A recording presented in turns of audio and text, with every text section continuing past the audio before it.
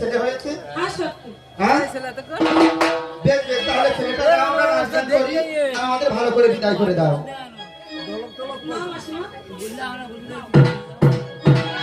আরে বলছে সত্যি তুই ভালো করে নাচাবি। হ্যাঁ আমি একটা গান করি। হ্যাঁ গান কর, আমি তোর ওখানে নাচিয়ে দিই। ঠিক আছে। আরে মাথা বেনি বেঁধে দিল খালা বেলের কাটাতে